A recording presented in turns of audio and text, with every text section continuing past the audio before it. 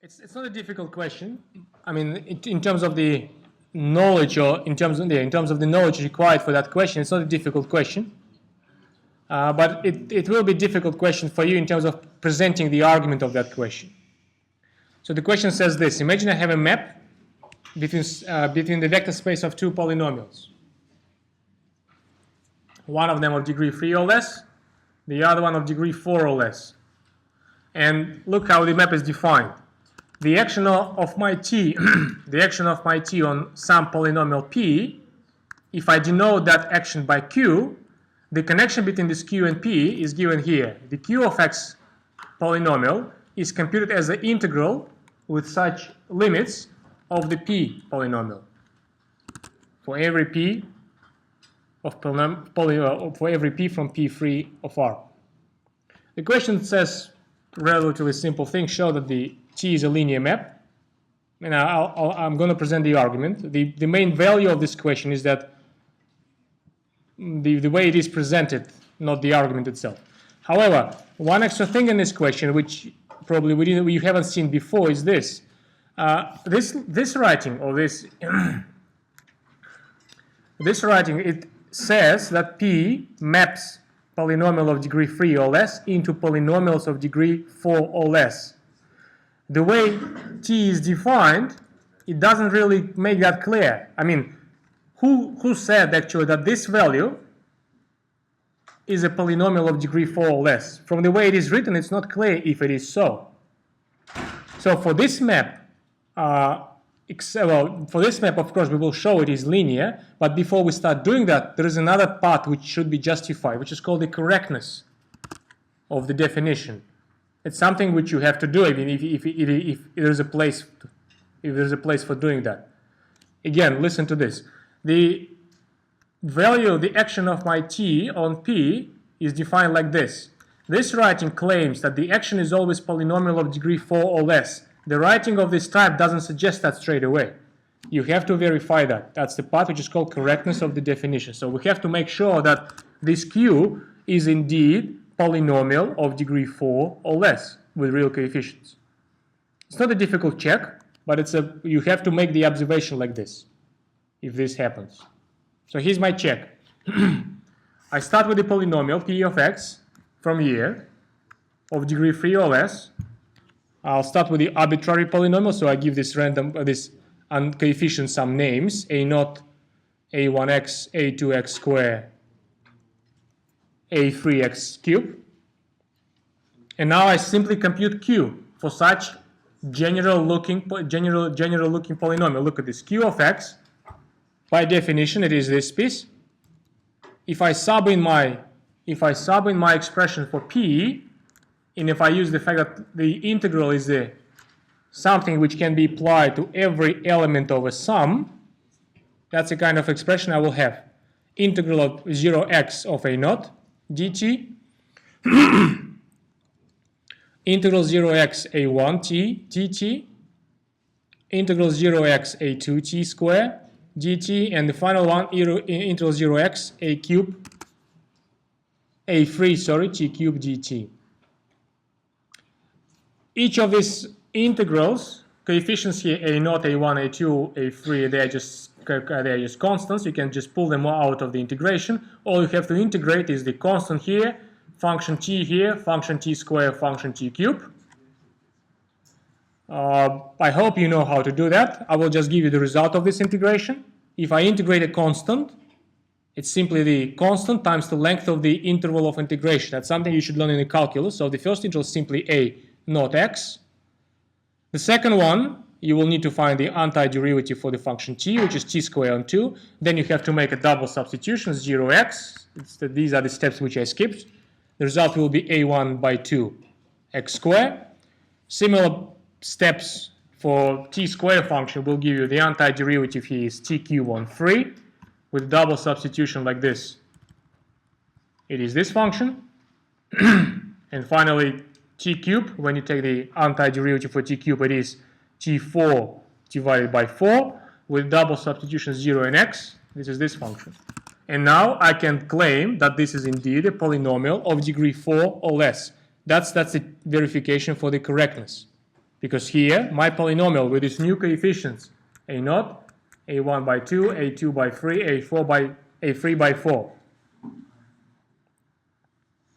And now we can address the fact that yt is a linear map. Like with any other linear map, we have to check two conditions on the linear map. Look at the way I'm going to check that. Condition A. I take two polynomials, p1 and p2, of degree 3 or less.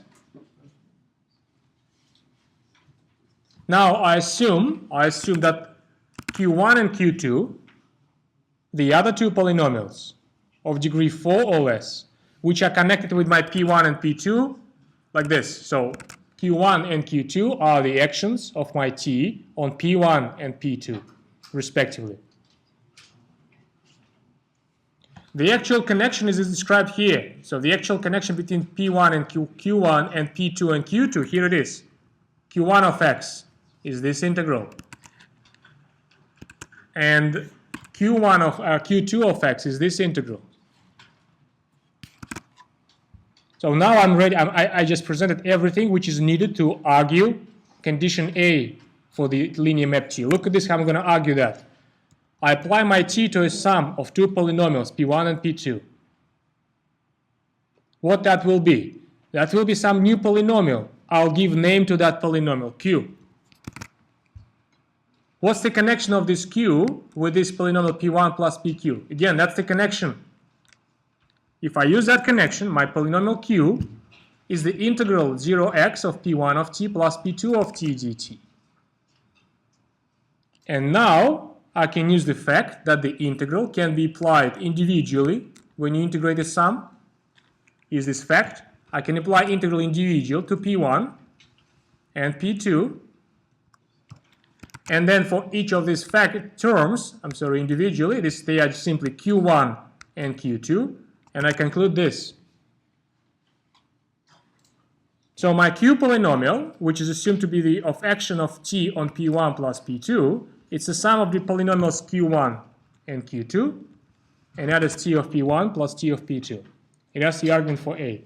You may have a temptation when you present something like this to write here something like, you may have a temptation to write something like this, t of P of 1 of x plus P of 2 of x. And then make a substitution here for this one, this expression, and for this one, this expression. You may have such a temptation. Don't do that. It's highly undesirable way of writing things. And if you meet a very strict, stringent marker, you will be penalized for that. Because this writing, strictly speaking, it says this. P1 of x, it's a number, right? P1 is a polynomial, but when you plug a number into a polynomial, it spits out a number. So what's sitting here inside the brackets is sum of two numbers to which you apply t. T does not apply to numbers. T applies to polynomials. It's a very fine difference, but it's a difference which you have to learn between the writings here, between this writing and this writing. When you drop the x here, when you drop these brackets, P1, it's a polynomial. When you put the brackets next to it, P1 of x, it's no longer, it's a number, which is a result of, the value of that polynomial at the point x. And so he says the sum of two numbers, which is another number, to which you apply t. It doesn't make sense. If you want like my honest response, most of the time we will accept that because you're not that really good with these fine differences, but sometimes you may be penalized for that, especially when it matters. In this question, it may matter. Go on. Any questions? Well, I haven't argued the B part. Here's my argument for the B part.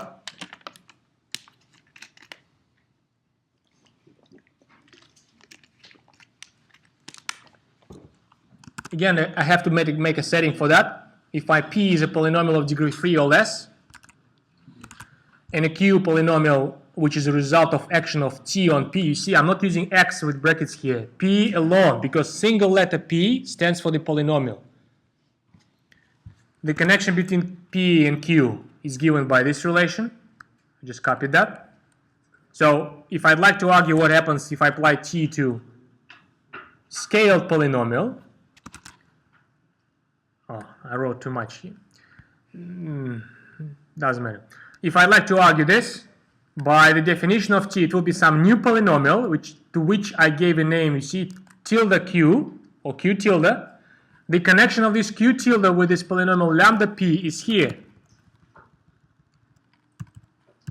It comes from here. Now, I can use the property of the integrals, that the constants can be pulled out, and then I can use the fact that this factor is simply q. And that's why we have lambda q of x. So, in the proper way of presenting things, this should be written first, then this argument should be presented, and then you can continue this line with these two extra bits. I didn't pay attention to that when I was putting this slide together, unfortunately.